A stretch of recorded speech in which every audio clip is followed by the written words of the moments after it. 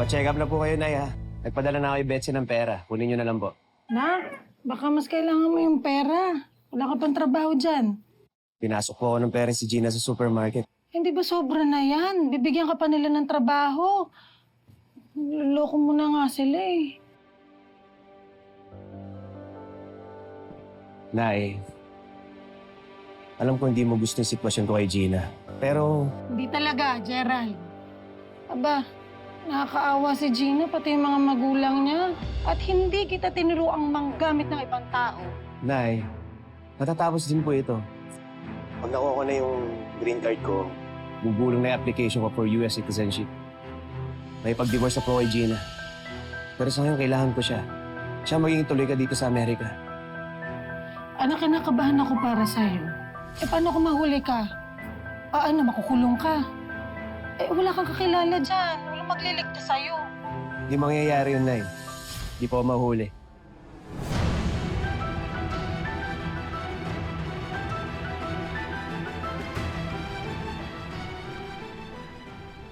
Nay.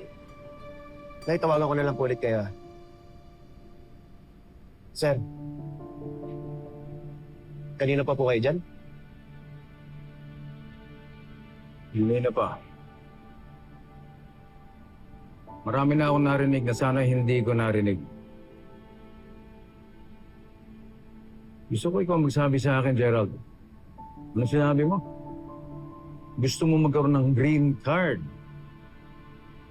Kaya mo pinakasalan ng aking anak. Tama ba?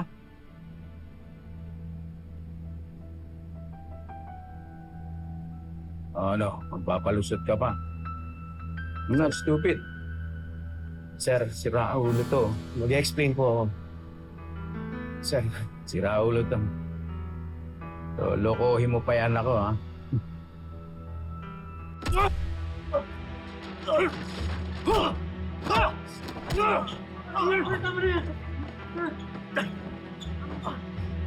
Sira ulo ka.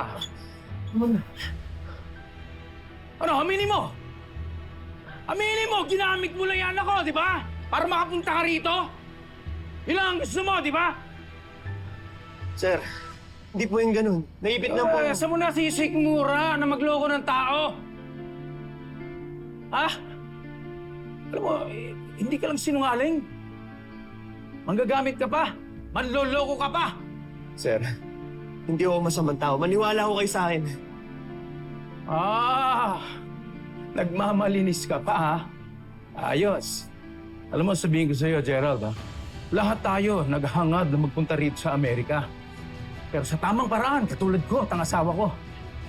Ilang taong kami nagtiis. Hindi namin nakita yung aming anak. Hindi siya lumaki kasama namin. Dahil sa trabaho dito, dahil sa hirap namin. Marangal na hirap. Hindi katulad mo. Ano ginawa mo? Nag-shortcut ka. Pinakasal mo anak ko, ginamit mo siya. Ginamit mo lang siyang visa para makakuha ng dolyar. Sir, maniwala po. Hindi ko ganun. Matthew, take this blood-sucking leech, magot to my office. Take him to the office. Take him! Sir, sandali lang po, sir. Huwag Fernan! naman. Sir! Padedeport ko yung lintang yan!